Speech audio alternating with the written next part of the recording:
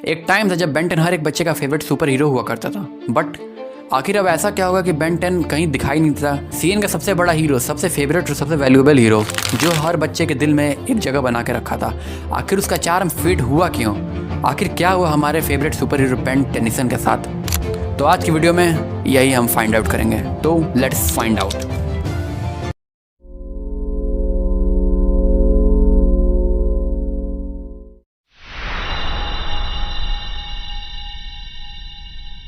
Chapter 1, the golden era.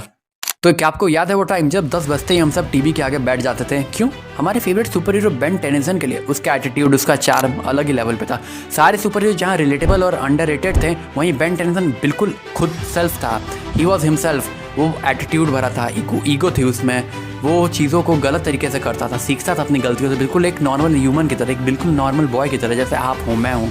और यही चीज़ Ben 10 को सबसे अलग बनाती थी। और वो टाइम आया था जब बेन 10 को न्यू एलियन मिलते थे, तो हाँ, उससे ज़्यादा खुशी तो हम लोग को होती थी जब बेन 10 बिल कैक्स की चटनी बनाता था। Oh gosh, that was such an iconic moment. But कहते हैं ना, when there is a good luck there is a bad luck in it too. यही हुआ बस बेन टेनिसन के साथ, जहाँ बेन 10 के सारे एपिसोड, सारे सीजन और सारे शोज एक मैसिव हिट थे, वहीं इसके creators means cartoon network studio के दिमाग में कुछ और ही चल रहा था। कार्टून नेटवर्क स्टूडियो के दिमाग में चल ये रहा था कि ओह सॉरी, मैं आगे बढ़ने से पहले आपको एक फन फैक्ट बता देता हूँ।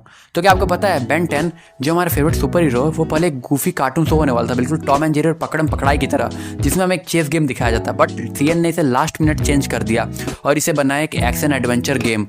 लेकिन इससे पहले भी बेन 10 की जो इनिशियल स्टोरी थी, उसमें ये एक एक्शन एडवेंचर गेम तो होने वाला था, बट उसमें बेन 10 एलियंस की जगह 10 सुपर हीरो में ट्रांसफॉर्म होता।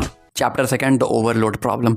तो जैसा कि बेन 10 की जो ऑडियंस है वो मेनली बच्चे ही थी, और बच्चे भाई बड़े तो होंगे ही, तो बच्चे बढ़ रहे थे, बट हमारा बेन तो 10 ही साल का था ना।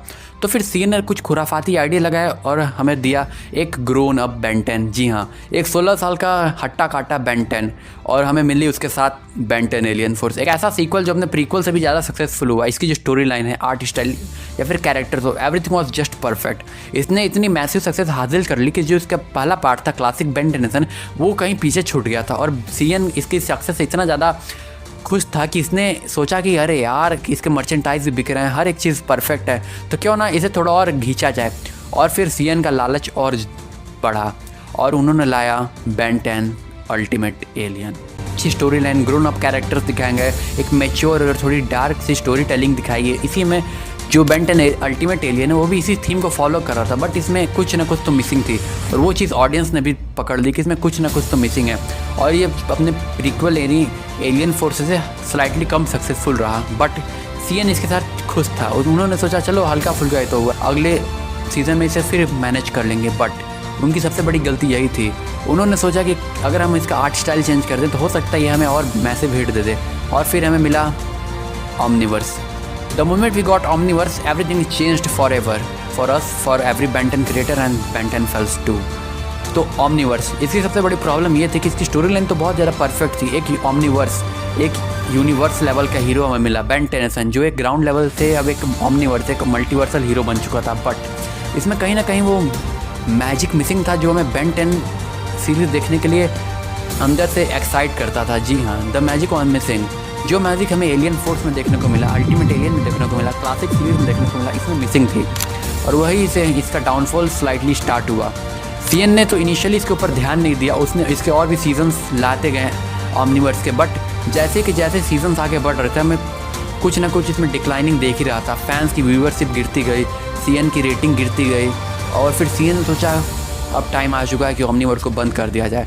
ओमनिवर्स एंड हुआ था एक नोट पे कि हमें एक और सीरीज़ देखने को मिलेगी 2014 में, बट आज 2025 हो चुका है, 9 साल बीत गए हैं, बट सॉरी 11 साल बीत गए हैं, बट अभी तक हमें कोई भी बेन 10 की न्यू सीरीज़ देखने को नहीं मिली। That because it was a flop, not critically but domestically. Chapter 3, the reboot disaster. साल था 2016 और यहीं से हुई बर्बादी की असली शुरुआत। कार्टून नेटवर्क ने सोचा कि न्यू जनरेशन को अट्रैक्ट करेंगे, इसलिए उन्होंने बेन 10 को कर दिया ओवर सिंप्लीफाई, इतना ओवर सिंप्लीफाई कि everything got change for ever. Ben 10 ने अपनी रियल आइडेंटिटी ही खो दी, स्टोरी लाइट हो गई, सीरियसनेस गायब हो गई, ग्रैंडपा मैक्स दद्दू बन गए, और हमारा हीरो एक चलता फिरता मजाक बन के रह गया। बट पिक्चर अभी बाकी है मेरे दोस्त। Chapter 4, the unexpected comeback. तो जहां सबको लग रहा था कि Ben 10 is finished, everything is finished, अब बेन 10 कभी वापस आ नहीं सकता, वहीं इसके फैंस और क्रिएटर्स ने बोला "हाँ, हमारा हीरो कोई बीता हुआ वक्त नहीं है जो लौट कर नहीं आ सकता। मेरा बेटा कोई गुजरा हुआ वक्त नहीं है जो लौट कर वापस नहीं आ सकता। आपकी भविष्यवाणी में गलत साबित करके दिखाऊंगा। आप भी यही है, मैं भी यही हूं, मिलेंगे। और यहीं से शुरुआत होती है एक ऐसे कमबैक की जो पूरे हिस्ट्री में याद किया जाएगा। जी हाँ, हमारे हीरो की घर वापसी। तो न्यूज़ के अकॉर्डिंग इसके जो ओरिजिनल क्रिएटर्स हैं यानी डंकन रोलियो और मैन ऑफ एक्शन स्टूडियो, वो वापस से असेंबल हुए हैं। क्यों?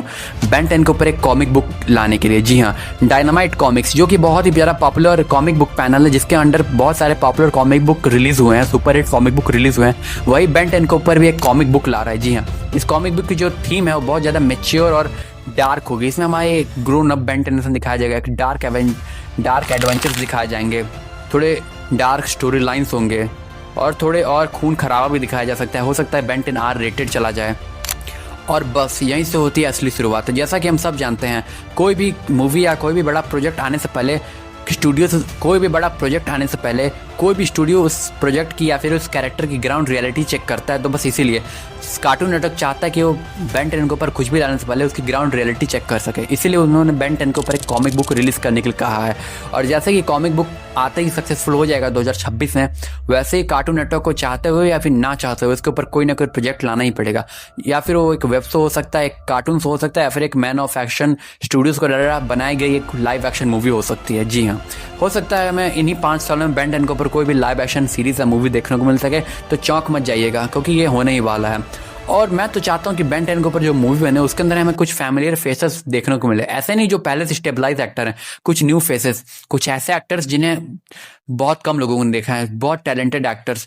तो इसी के साथ मैं एक ऐसे एक्टर का नाम देने वाला हूँ जो हो सकता है बेन 10 के ऊपर एक परफेक्ट कास्टिंग हो, एक परफेक्ट फैन कास्टिंग हो।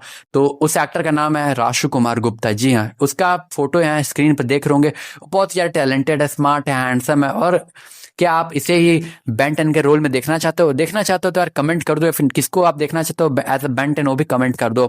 और अगर आपको ये वीडियो पसंद आई हो, अगर हल्का सा भी इन्फॉर्मेटिव लगी हो, तो वीडियो अपने बेन 10 फैंस दोस्तों के साथ शेयर करो, वीडियो को लाइक करो और कमेंट में #revive Ben 10 new season and Rashu as Ben 10 comment कर दो प्लीज।